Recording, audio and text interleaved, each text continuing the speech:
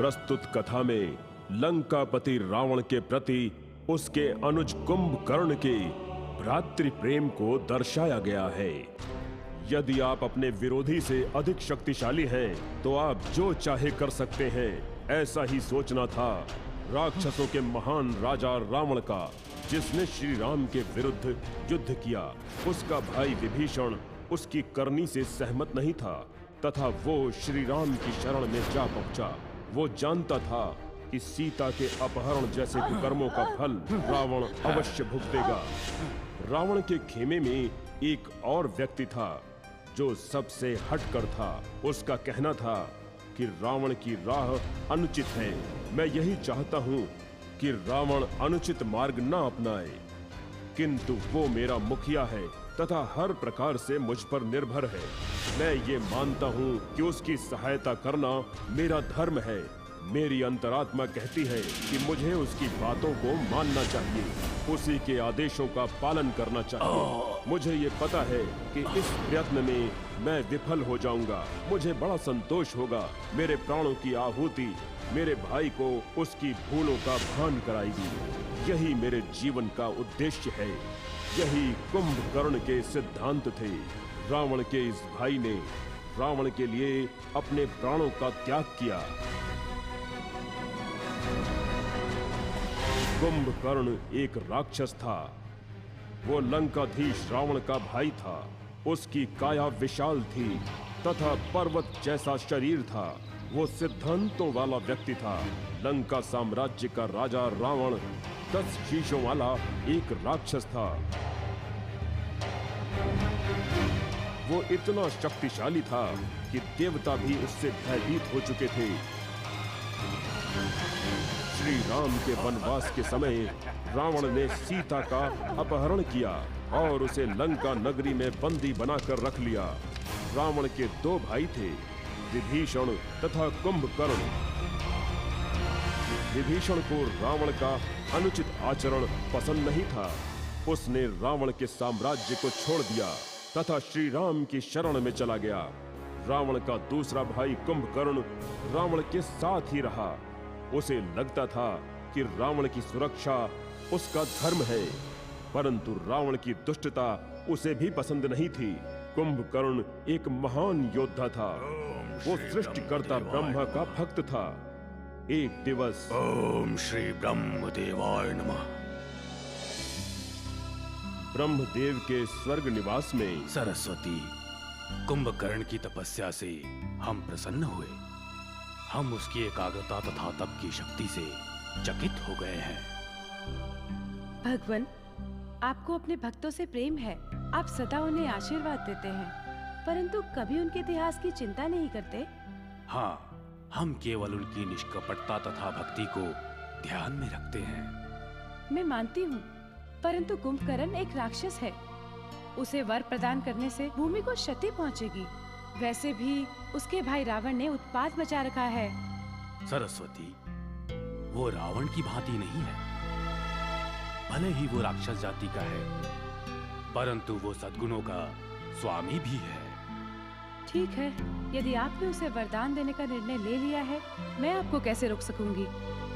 सरस्वती, कुंभकर्ण की भक्ति असीमित है। हम उसके सामने प्रकट होकर उसे वो वरदान देंगे जो वो मांगेगा। देवी सरस्वती ने एक योजना बनाई। उन्हें पता था कि कुंभकर्ण बहुत बुद्धिमान है। उन्हें ये भी पता था कि इंद्रदेव को उनके निवास से भगाकर कुंभकर्ण इंद्र का स्थान लेना चाहता था। अकस्मात तीव्र वायु चलने लगी। धरती ऐसे फटने लगी मानो भूकंप आ गया हो।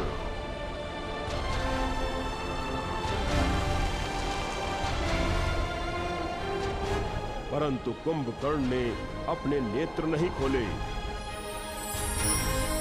अंततः उसके समक्ष ब्रह्मदेव प्रकट हुए। कुंभकर्ण ने अपने नेत्र खोले तथा साक्षात ब्रह्मदेव को अपने समक्ष देखकर प्रसन्न हो उठा। ब्रह्मदेव, आपके आने से मेरे भाग्य खुल गए।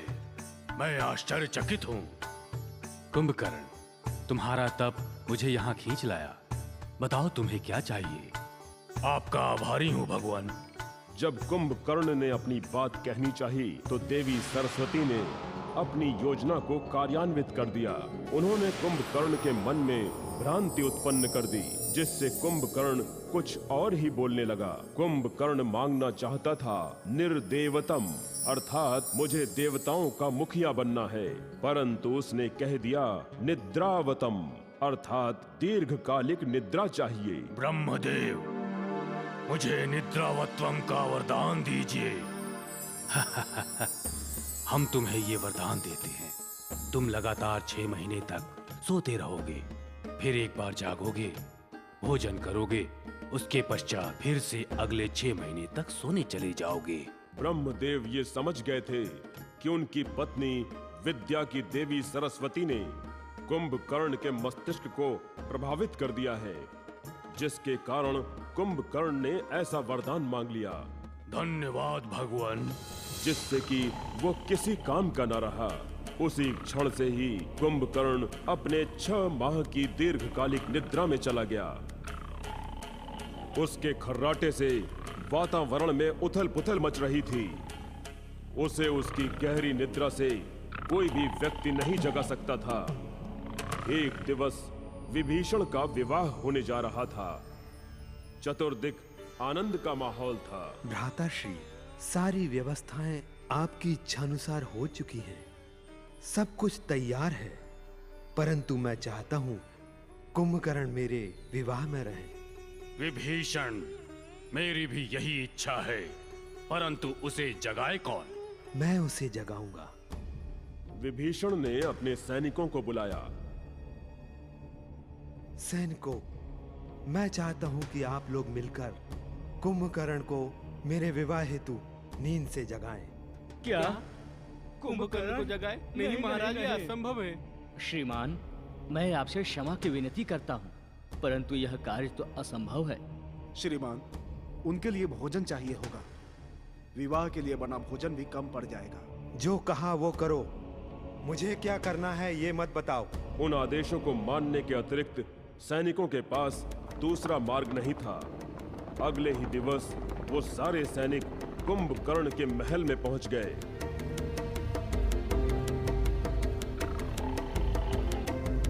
सुनो, कोई अंतर दिखाई देता है ना? हाँ अवश्य, मुझे भी लगता है कुछ दिखाई बदला दे रहा है। हाँ, अब हम कुंभकर्ण के समीप पहुंच रहे हैं। जैसे ही वो उसके पास पहुंचने लगे, अकस्मात किसी शक्ति ने उन्हें अपनी ओर खींच लिया। ये कुंभकर्ण का खर्राटा था।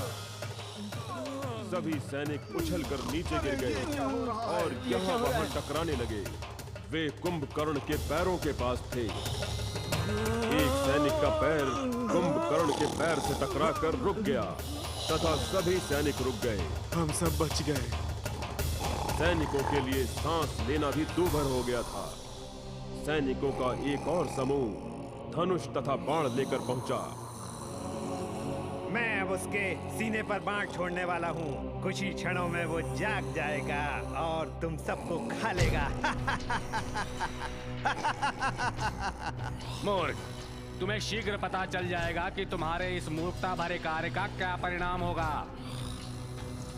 सैनिकों ने कई सारे तीर कुंभकर्ण पर चला दिए, परंतु कुंभकर्ण को ऐसा लगा जैसे छोटी मोटी चींटियों ने काट लिया हो।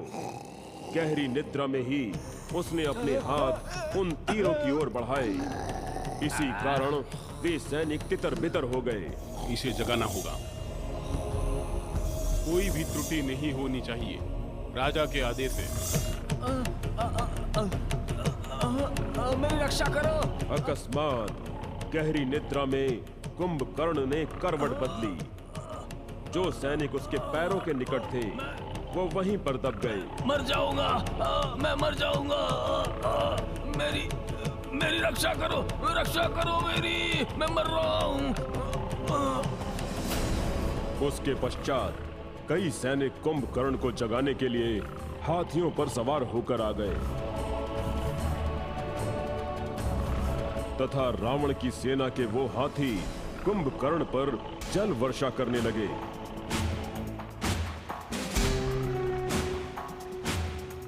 बार तो उसे जगाना ही होगा। परंतु सावधानी से, ऐसा ना हो कि हम उसके मुख में गिर जाएं। जब हाथियों ने जल वर्षा की तो कुंभकर्ण क्रोधित हो उठा। उसकी निद्रा भंग हो रही थी। उसने एक हाथी को उठाकर हवा में फेंक दिया। कुछ सैनिक तथा वो हाथी मारे गए। सब लोग यहाँ से भागो। सारे सैनिक तथा बचे हुए हाथी वहां से भाग निकले। भागो, अरे बाप रे, भागो, रक्षा करो। मेरी जान बचाओ। भागो, भागो, शीघ्र भागो यहाँ से। अब हम लोग भोंपू और बाजे लेकर आएंगे और उन्हें उच्च स्वर में बजाएंगे। अच्छी योजना है।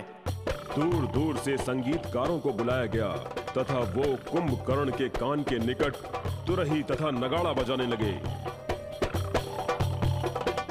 किंतु कुंभकर्ण को हिला भी न सके।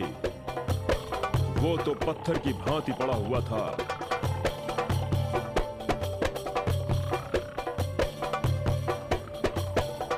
कोलाहल से वो पुनः क्रोधित हो उठा।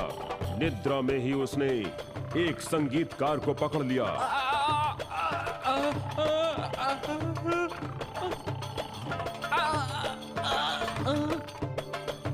और उसे उठाकर दूर फेंक दिया।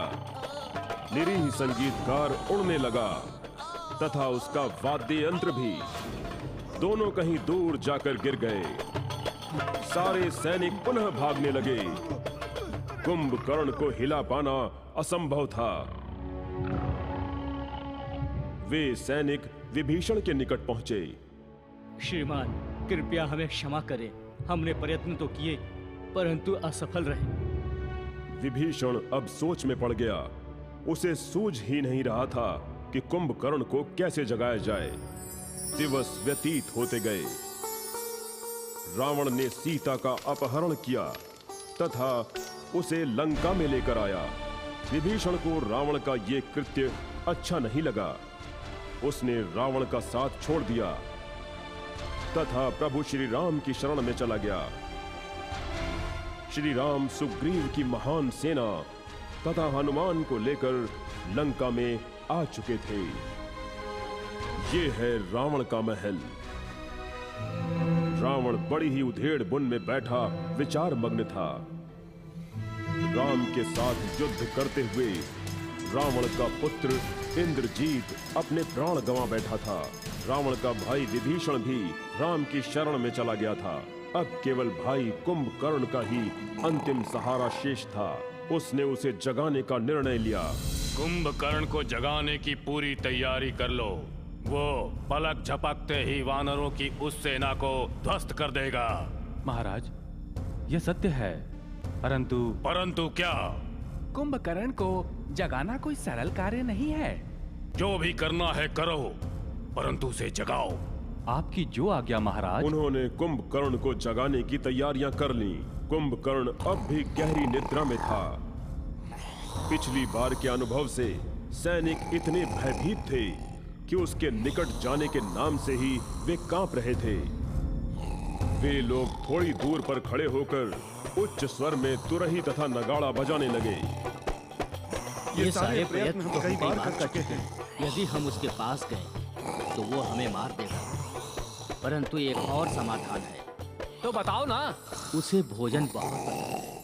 यदि हम ढेर सारा स्वादिष्ट भोजन लेकर जाएं, तो उसकी सुगंध से वो अवश्य जागेगा। योजना अच्छी है। भांति भांति के स्वादिष्ट व्यंजन तथा मिष्टान्न मंगाए गए। उन्हें कुंभकर्ण की नाक के पास रखा गया। सभी व्यंजन गर्मा गर्म तथा स्वादिष्ट थे।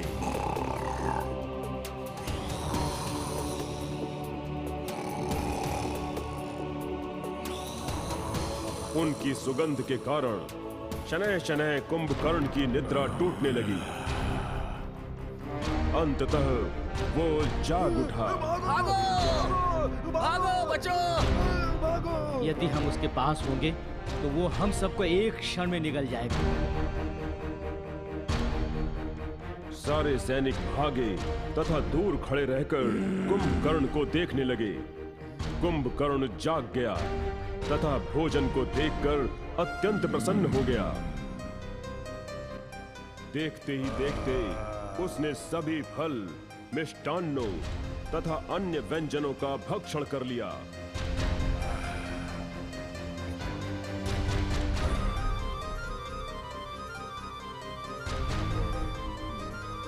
वो पात्रों को इस प्रकार फेंकने लगा मानो वो कोई नन्हे से खिलौने हो।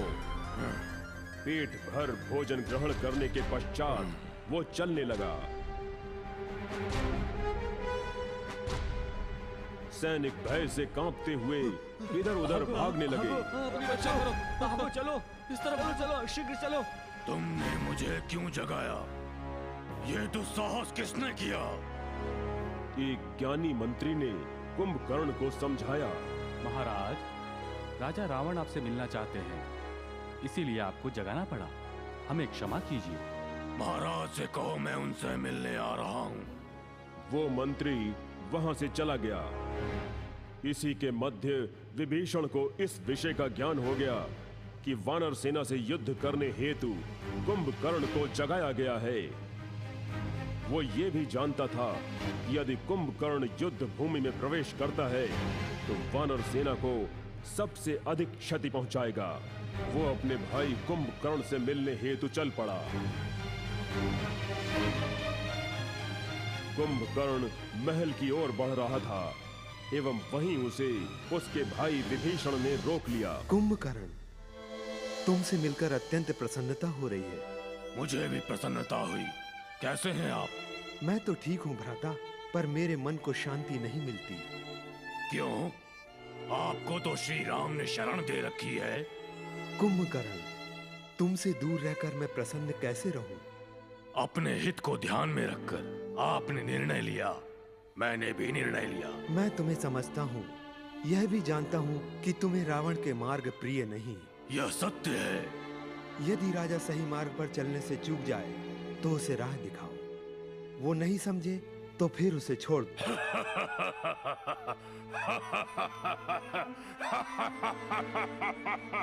तुम हंस क्यों रहे हो? परंतु वो हमारा भाई भी तो है।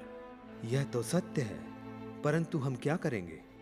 आपने जो किया वो कदापि अनुचित नहीं है। कुंभकर्ण, मैं तुम्हारे बारे में सोचकर चिंतित हूँ। मेरी इच्छा है कि तुम श्री राम की शरण में चले आओ। आपकी इन कृपापूर्ण वचनों के लिए आपका धन्यवाद। तो तुमने क्या निर्णय लिया? आपकी बात से मैं सहमत हूँ। यदि राजा कोई अनुचित कार्य करे, हमें अच्छा न लगे, तो हम जा सकते हैं। परंतु राजा यह सोचे कि मैं उसके कष्ट काल में उसकी सहायता कर सकता हूँ, तो मैं विश्वासघात कैसे करूँ? रावण ने इतने वर्षों तक मेरी देखभाल की है। मैं उसका दास हूँ तथा मुझे उसके मार्ग पसंद नहीं, परंतु उसके लिए लड़ूंगा। मैं उसके लिए प्राण त्याग दूंगा। भाई, मुझे पता है कि राम एक नेक व्यक्ति हैं। आप उनके साथ प्रसन्न हैं, परंतु मुझे रावण के साथ रहकर लड़ाई करने की आज्ञा दे। कुंभकर्ण महल में पहुंच गया। उस विशालकाय असुर को देखकर लोग भय से कांपने लगे।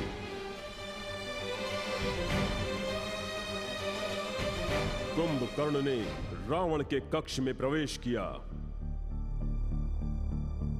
स्वागत है मेरे प्रिय भ्राता। तुम्हें देखकर मुझे बड़ी प्रसन्नता हुई। भ्राता, आपके नेत्र रक्तिम क्यों हैं? इंद्रजीत युद्ध में मारा गया। ये समाचार सुनकर कुंभकर्ण पर मानो वज्रपात हुआ।